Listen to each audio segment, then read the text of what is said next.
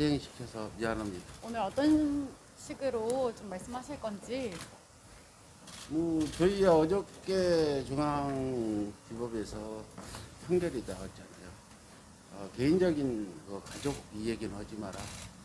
또 그 직접 녹취인 이후에 그건 보도하지 마라 했는데, 기본적으로 저는 이건 언론을 검열하겠다는 거죠. 어제 중앙지법 판사가 이런 얘기를 했어요. 아니 지금 전두환 시대냐? 아니 그걸 다 그 국민의힘 변호사 측에서 전부 다 그 녹취록을 좀 내놔라. 자기들이 보고 뭔 하고 뭔 하지 말라는 그런 가처분 신청을 했다니까 판사가 됐든 지금이 50 시대냐? 전두환 때 언론 검열 그런 거가 뭐가 다르냐? 그런 얘기는 하면 안 된다.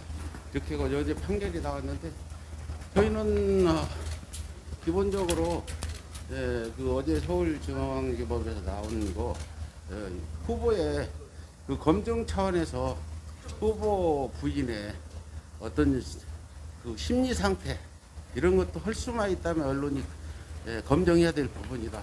과연 이분이 청와대 들어가서 그런 어떤 생각을 가지고 국정을 남편과 함께 할지 그런 것도 중요하다고 보는 거죠. 쉽게 말해서 우리 아저씨는 밥을 다 해줘서 나는 밥을 한 번도 안 해봐요.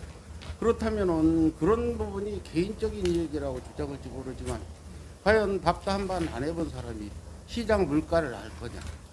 우리 대한민국의 많은 가정주부들의 애로사항을 알 수 있을 거냐? 그런 부분도 투표에 감안을 해야 될 부분 아니냐? 이렇게 보는 거죠. 그렇잖아요. 대표님, 그러면 인용 가능성은 얼마나 보세요, 오늘? 저는 여기서 어떤 인용이 나오더라도 중앙지법 정도의 수준은 나올 거다 보고 어떻게 나오더라도 언론의 어떤 사명을 다하기 위해서 많은 녹취록을 언론에 제보도 하고 우리가 보도를 하겠다.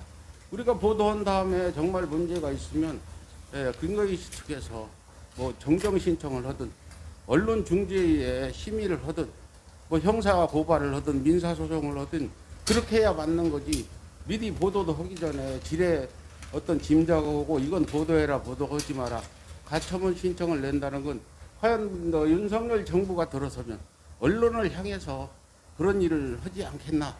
이 부분은 언론인 여러분들이 비판을 해줘야 될 부분이다. 그렇죠? 서울의 소리가 언론이라고 인정을 하신다면 여기 오신 많은 언론인들이 그런 부분에 비판을 해줘야 된다 이렇게 봅니다. 그럼 마지막으로 어제 재판 결과에 대해서는 좀 어떻게 보시는지 간략하게 말씀해 주시면. 어제 재판은 어느 정도 그 판사가 의미심장한 판결이다. 거의 다 전부 보도를 해도 된다는 이런 식의 그 판결이기 때문에 그 판사가 얘기했듯이 50대 전두환 때냐 이런 얘기까지 한 판사라 그분이 합리적인 판단을 했다 보고 나머지 부분은 우리 국민들에게 우리가 또 언론들이 보도하는 부분을 판단에 맡겨야 된다고 보는 거죠.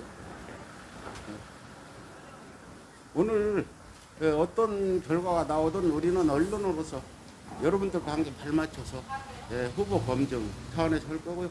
지난 2012년도에 한번 뒤돌아보자고요. 서울의 소리가 최태민, 최순실, 박근혜 관련을 엄청 검증을 많이 했죠.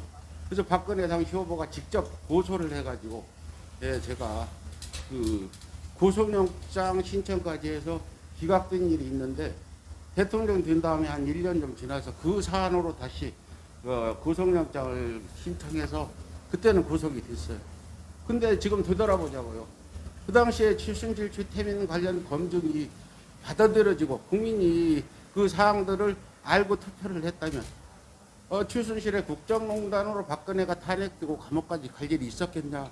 우리는 지금 몇 년 전에 일어난 일 재판을 보고 있다. 우리 국민들은 그런 부분을 감안해야 된다 그런 거죠. 그래서 서울의 소리 검증이 개인적인 어떤 인격 모독이나 그 김건희 씨를 매도하려는 게 아니라 김건희 씨가 저는 국회의원 부인만 돼도 저는 이걸 공개하는 게 저도 동의하지 않는다고 생각해요. 그러나 김건희 씨는 대통령 후보 부인이란 말이에요. 그래서 철저히 집안에 과연 어떤 행태로 살아왔는지를 철저히 검증해야 된다. 또 한 가지는 서울의 소리는 이번에 여러분께 말씀드릴게 2년 동안 윤석열 일가를 검증을 했는데 그것도 팩트를 가지고 했어요. 불합파 여행 안 갔다는 것까지 뭐 출입국 관리 그 서류가 없어졌다는 등등 했는데 그것들이 지금 뭐 제가 녹취록을 다 들어봤는데 그런 것들을 전부 하나도 인정하는 게 없었다. 불합파 여행도 안 간다 했다가 양대택 검사랑 나중에 이제 갔다고 이번에 녹취록에도 있는데 그런 것들이 과거에 그 거짓말했던 부분. 그리고 윤석열 후보가 과연 장모에 대해서 10원 한 장 받은 적 없다 얘기했는데 지금 여러분들이 알다시피 대한민국 사법부에서 자그마치 3년 구형에 3년 징역, 1년 구형에 1년 징역을 줬지 않습니까?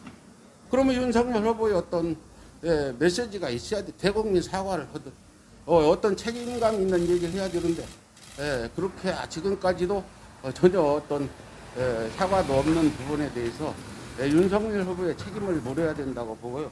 또 당시에 장모 사건에 개입된 장모가 그 정대택 씨 사건 이런 재판은 과정에서 개입된 정황들 또 그 내용 전화 통화 내용을 들었다고 우리가 여러 번 얘기했는데 윤석열 후보가 장모에 대한 그런 사건들 현재 4년 징역을 받은 장모 사건에 대해서 사사시 알고 있었다. 우리는 그런 확정적인 증거들도 있다. 그래서 그 부분도 윤석열 후보로서는 검증을 받고 해명을 될 사안 아니냐 저는 이렇게 보는 거죠. 뭐 더 궁금한 거 있으면 말씀하시는데 결국 언론인 여러분들이 이걸 비판을 해주셔야 된다. 그런 거 아닙니까? 언론 검열은 전두환 시대 때 그때 했는데 지금도 하려고 하냐? 이런 부분은 여러분들이 기사에 감안해서 그렇게 기사를 좀 작성해 주시면 좋겠습니다.